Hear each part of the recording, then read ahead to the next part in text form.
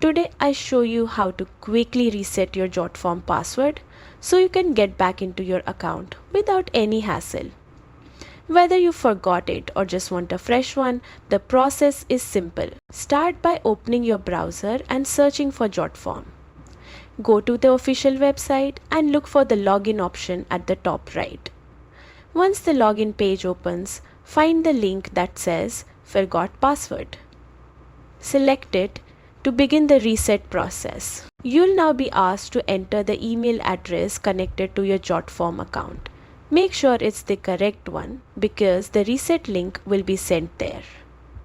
After entering your email, select the button that sends the reset instructions. Now check your inbox.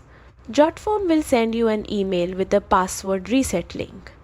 If you don't see it right away, take a look in your spam or junk folder. Once the message arrives, open it and select the reset link inside. This will bring you back to Jotform on a page where you can create your new password. Enter your new password twice to confirm it, making sure it's strong and secure. When you're done, finalize the reset and your new password will be saved. You can now log back into your Jotform account with your updated password. It's quick, easy, and keeps your account protected. If this helped you, feel free to like, subscribe, and leave a comment with what tutorial you want next.